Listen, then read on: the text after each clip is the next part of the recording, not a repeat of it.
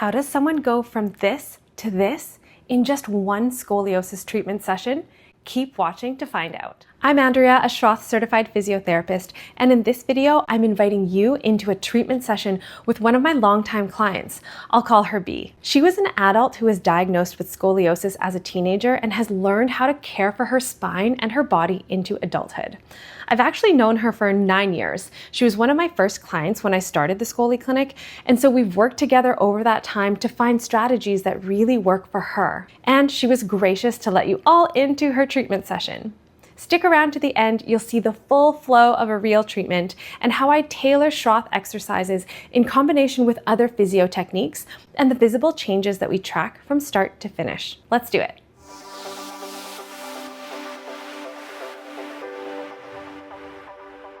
Before we do any exercises, we always start with something just as important, a check-in. I want to understand what's changed since I last saw the client, not just physically, but in their life overall. Because stress, emotions, sleep, energy, these all affect how scoliosis feels in the body, and they shape how we approach treatment that day. We'll do a postural reassessment to help clients bring awareness to their body and tune in to how they're feeling that specific day.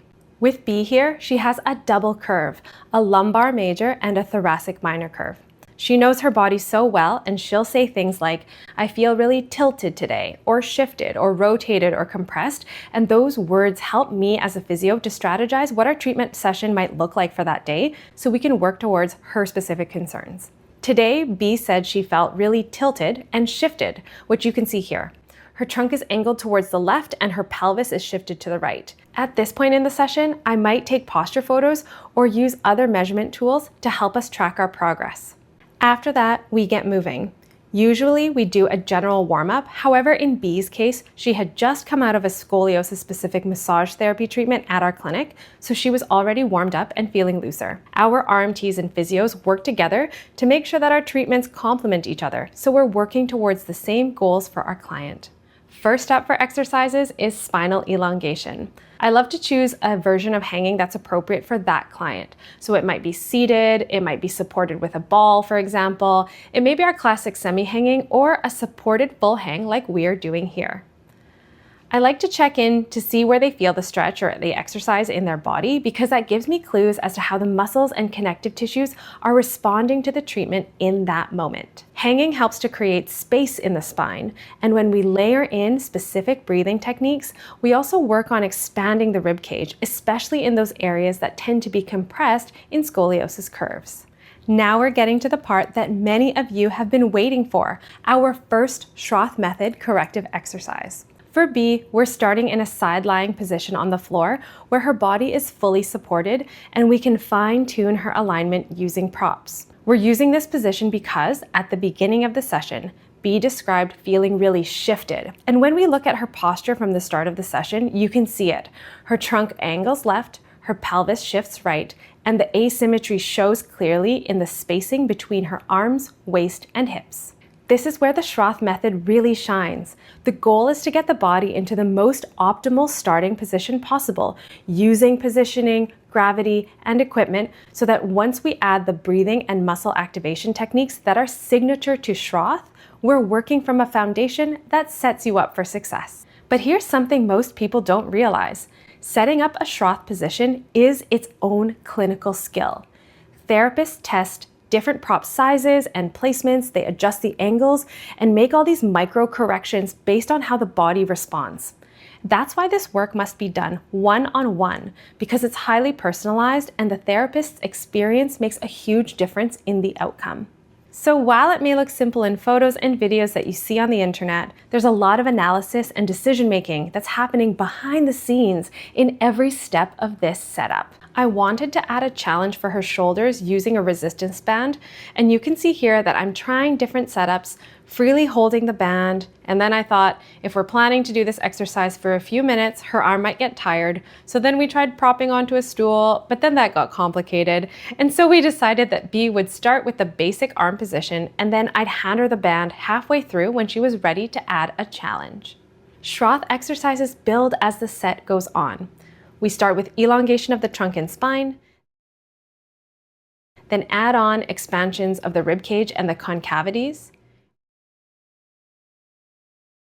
And once we've created space, then we can add muscle tensioning over the curves to help guide the spine toward a more neutral alignment.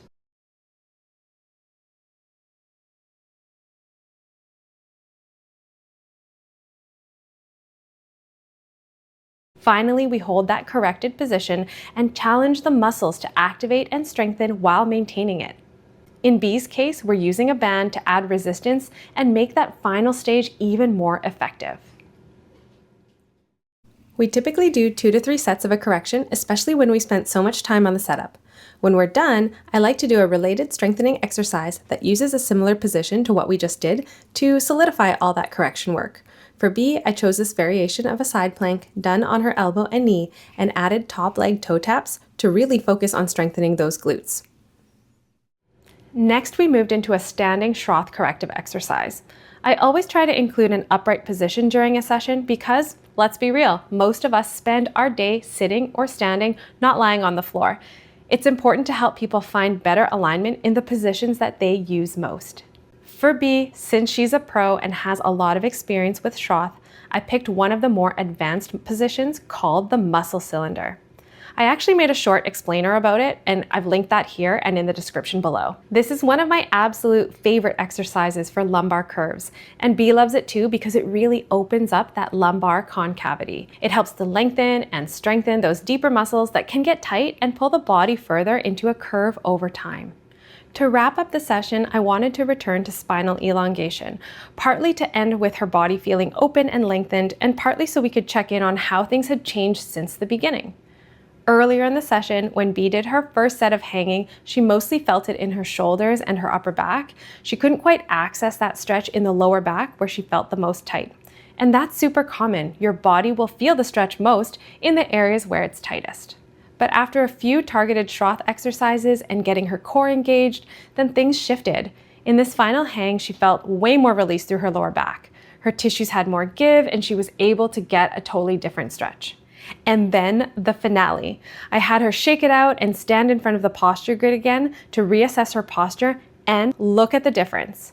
She's standing taller, her shoulders and trunk are much more aligned over her pelvis and her feet, and even the space between her arms and her waist is more balanced on both sides. Seeing that change even after one session means that we chose her exercises appropriately and that B's technique was spot on. And it's such a powerful reminder of how personalized focused treatment can really make a difference. And the big question, is this permanent? Well, since B is an adult, she's skeletally mature and her bone shapes are set. But her muscles, her ligaments, posture, these are all things that can still be influenced throughout adulthood. And just like any other exercise, you need to keep it up. For B, after a session like this, the positive effects will last for weeks or even months. She does some Schroth at home, but she says it's more specific and effective when we work together in the clinic. So she can maintain things on her own for a while, and then she might start to feel like things are getting tight again. So we'll do another session with exercises that specifically address how she feels that day.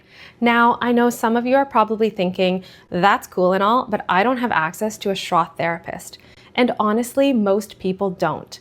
You might not have someone trained nearby because there just aren't that many of us in the world for the number of people who have scoliosis. Or maybe one-on-one sessions aren't financially doable right now, but it doesn't mean that you're totally stuck. You can still support your spine by building general strength, improving your overall mobility, and staying active with scoliosis-friendly movement. General workouts are not a replacement for personalized treatment, but they are a great way to move safely and consistently, especially if you have spinal curves or you've had spinal surgery. That's why we've created almost 80 workouts right here on our channel, with more to come, and they're organized by beginner, moderate, and advanced levels so that you can find something that fits how you're feeling today. If you want to see more scoliosis treatment sessions, learn a bit more about Schroth, and get more tips and strategies to help you live with a spinal condition, subscribe to our channel and get notified when we share new content. And we have a membership community where members can get special workout challenges, extended ad-free workouts, and chances to dive deep into your questions with custom Q&A videos. I hope you join our community here at the ScoliClinic Connect, and I can't wait to show you more.